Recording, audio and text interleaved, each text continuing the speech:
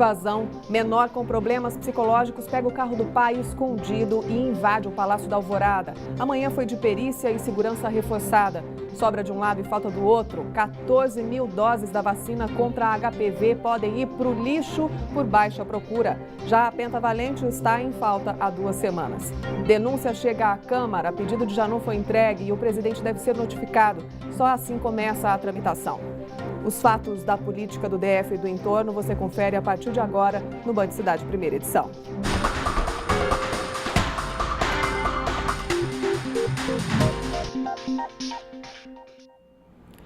O Palácio da Alvorada amanheceu com a segurança reforçada. Um motorista invadiu a residência oficial na noite de ontem. Houve tiros de alerta e até tiros contra o carro, mas ele conseguiu avançar por mais de 600 metros até a garagem interna do palácio, quebrando vidros e derrubando o portão. O motorista, que é menor de idade, foi encaminhado para a Polícia Federal. Ele teria pego o carro do pai escondido e faz tratamento psicológico. A sensação por aqui é que a segurança foi reforçada nesta quinta-feira, depois que o Palácio da Alvorada foi invadido. A pista de acesso principal foi bloqueada a poucos metros da guarita com esta barreira e vários cones. Ao contrário de ontem, este bloqueio móvel que fica ao lado dos seguranças estava de pé. Isso tudo porque um carro conseguiu facilmente entrar e seguir até o palácio na noite de ontem. Como diz o ditado, depois que o ladrão entra é que a gente fecha a porta. E é exatamente isso que tem acontecido nesta quinta-feira. Se todas as medidas adotadas hoje fizessem parte da rotina do Palácio da Alvorada, talvez não teria sido tão fácil burlar a segurança da residência oficial da Presidência da República.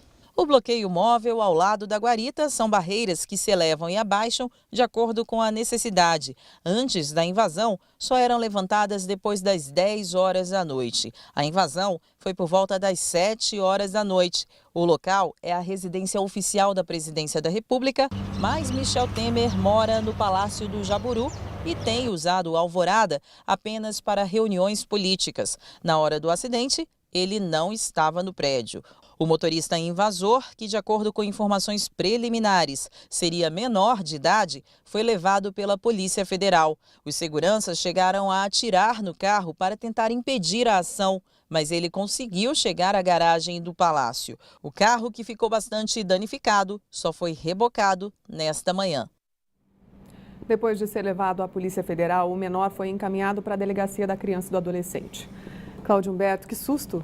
É um grande susto, né? Mas o que a gente verifica, a Érica mostrou bem esse aspecto, né? É que a segurança não funcionou. Quem já esteve no Palácio da Alvorada, mesmo para visitação turística ou turismo cívico, percebeu como é rigorosa a segurança do Exército Brasileiro. Mas ontem essa segurança definitivamente não funcionou. O carro se aproximou da guarita, parou. E simplesmente quando o militar, o soldado sentinela se aproximou para identificar o seu condutor, ele avançou, derrubou o portão e chegou a invadir o prédio do Palácio do Planalto. Ainda bem que vivemos num país livre de terroristas. A ministra Carmen Lúcia já enviou à Câmara a denúncia de corrupção passiva contra o presidente Michel Temer. A Câmara dos Deputados agora precisa notificar o presidente antes de encaminhar o pedido à Comissão de Justiça. E animado com o fato do Supremo ter aceitado mandar a denúncia direto, sem mais prazo para a defesa prévia, Temer resolveu aparecer publicamente. A primeira vez desde o duro pronunciamento do início da semana. Ao vivo, a repórter Camila Lopes tem mais informações. Camila, como é que foi essa aparição? Boa tarde, Lana. Boa tarde a todos. Foi agora em uma cerimônia, agora há pouco, no Palácio do Planalto, mas Michel Temer não fez qualquer menção a essa denúncia. Ele que tem dado esse ar de normalidade à agenda. Ele, como você falou, deve ter ficado bastante satisfeito com o fato da denúncia, que era o pedido da defesa dele, tem enviado direto para a Câmara dos Deputados. Ela chegou agora de manhã, que foi enviada pela presidente do Supremo Tribunal Federal, ministra Carmen Lúcia, e a partir de agora a defesa de Temer vai ser notificada e depois tem um prazo de 10 sessões do plenário para apresentar os argumentos aos deputados. Essa denúncia vai ser lida no plenário e depois vai seguir para a Comissão de Constituição Constituição e Justiça. E apesar desse tom de normalidade que a gente vem falando, Lana, o presidente Michel Temer, ele cancelou a ida dele à reunião do G20, que vai acontecer na próxima semana na Alemanha. Lá estão reunidos os países com as 20 maiores economias do mundo. O Planalto não divulgou o motivo para esse cancelamento, mas acredita-se que pode ser por essa crise política que passa o governo. E falando em crise política, na tentativa de enfraquecer Rodrigo Janot, o procurador-geral da República, o presidente Michel Temer nomeou a subprocuradora Raquel Dodge para assumir a Procuradoria-Geral da República depois de setembro, quando o Janot deixa o cargo. Só lembrando que Raquel Dodge, ela foi a segunda na lista tríplice apresentada pela Associação Nacional dos Procuradores da República ao Planalto. Ela estava atrás do vice-procurador eleitoral Nicolau Dino. Ela é a primeira mulher que é nomeada Procuradoria-Geral da República. Ontem à noite ela esteve no Senado junto com o presidente da Casa, o senador Eunício Oliveira, para saber como é que vai ser o trâmite dessa votação. E ele informou que o nome dela, assim que chegar ao Senado, vai ser enviada para a Comissão de Constituição e Justiça. Lá ela vai passar por uma sabatina e o relator vai ser o senador Roberto Rocha. Então, o nome segue para o plenário da Casa. Só fazer uma observação que o nome dela ela foi nomeada um dia depois dessa lista tríplice chegar até o conhecimento do presidente Michel Temer. No mesmo dia, na terça-feira, Michel Temer esteve reunido com o ministro do Supremo Tribunal Federal, Gilmar Mendes. Esse encontro não estava na agenda e o Planalto informou que durante essa reunião foi tratado apenas sobre a reforma política. Lana. Obrigada, Camila. Cláudio Humberto, é uma tentativa de retomar o tempo todo um ritmo de normalidade, mas é uma denúncia, né? É muito difícil, né? Porque, afinal de contas, a denúncia é grave, trata-se do presidente da República, a primeira vez que um presidente da República é acusado, é denunciado por corrupção pelo Ministério Público Federal no exercício do mandato. A escolha de Raquel Dodge, é preciso deixar claro, é uma escolha muito feliz do presidente da República, como seria feliz qualquer das outras duas opções que havia. É preciso lembrar que Raquel Dodge chegou em segundo lugar na lista tríplice, a segunda mais votada na lista tríplice, mas a diferença entre ela e o primeiro foi de 1%. A diferença entre ela e o terceiro foi de menos de 1%. Portanto, houve rigoroso empate técnico. Raquel Dodge é uma das pessoas, das profissionais, das procuradoras mais admiradas no próprio Ministério Público Federal. Ela é rigorosa, é conhecida pela seriedade, ela é conhecida também pela altíssima qualificação profissional.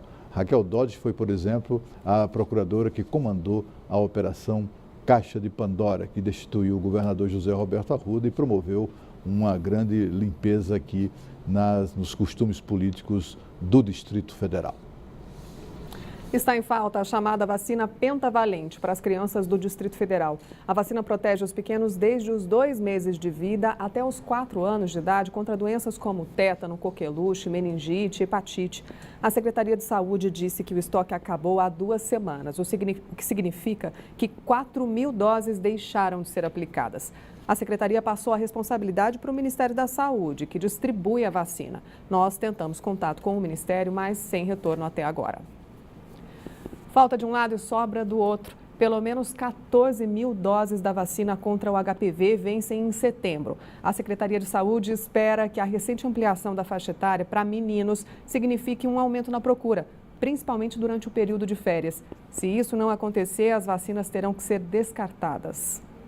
A Isabel é mãe do Guilherme, de 12 anos. O jovem faz parte do grupo que tem direito a receber a vacina contra o HPV. Mas, por conta da rotina puxada de estudos, ele ainda não conseguiu tomar a dose. Só que isso vai mudar assim que o adolescente entrar de férias. Terminando a aula, semana que vem, já atualiza certinho e já vai para a vacina. A prevenção é tudo. Se o governo te oferece isso, se você não tem meio de pagar e o governo te oferece, não tem porquê, né? E o que não deve faltar é vacina para o Guilherme e outros adolescentes da mesma idade. Isso porque a procura pela dose anda baixa. E a Secretaria de Saúde está com um estoque de mais de 14.000 vacinas que já vencem no mês de setembro. A diretora de Vigilância Epidemiológica garante que os insumos não serão desperdiçados. Nós temos, nesse contexto de 14.000 doses, nós temos 8.000 adolescentes que vacinaram no primeiro evento em janeiro. O consumo médio nosso é entre 3.000 e 4.000, considerando que nós temos um número ampliado agora na faixa etária até 15 anos incompletos, que é 14 anos, 11 meses e 29 dias dos meninos que entraram, os adolescentes. Então esse é um volume que é esperado para atender essa demanda. De acordo com o Ministério da Saúde, existem mais de 231 mil doses em todo o Brasil que vencem em agosto. Em setembro, estão vencendo mais de 233 mil doses. De acordo com o Programa Nacional de Imunizações, é aceitável que haja, no máximo, a perda de 5% das vacinas distribuídas em todo o Brasil.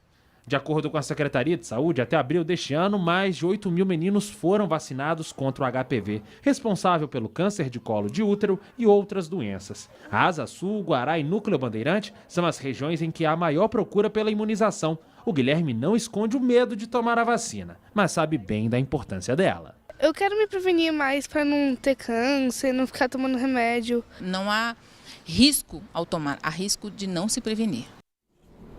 É preciso também que as pessoas saibam que essas vacinas estão disponíveis, né, Claudinei? Exatamente, esse é que é o problema, né? O governo não faz as campanhas de esclarecimento que são necessárias, né, para chamar a atenção, inclusive, sobretudo dos pais e professores. Olha, nós vivemos um tempo aqui em Brasília, anos atrás, eu me lembro que eu era garoto passando na W3, olhando para o céu, sei lá o quê, de repente alguém me pegou pelo braço, puxou e pau, me deu uma pistolada de vacina contra meningite. Havia uma atitude mais proativa das autoridades de saúde pública. Elas iam às escolas, as pessoas montavam postos volantes de vacinação ao longo da W3, nas quadras comerciais, nas escolas, nas universidades. Hoje em dia não, hoje as autoridades de saúde pública têm uma atitude muito passiva. Fica ali esperando por eventuais interessados. Desse jeito vão sempre sobrar doses como essa, 14 mil doses de vacina contra o HPG. Que vergonha. A seguir, taxista dá pontapés em carro do motorista do Uber na Asa Norte. É o que você confere logo depois do intervalo aqui no Band Cidade.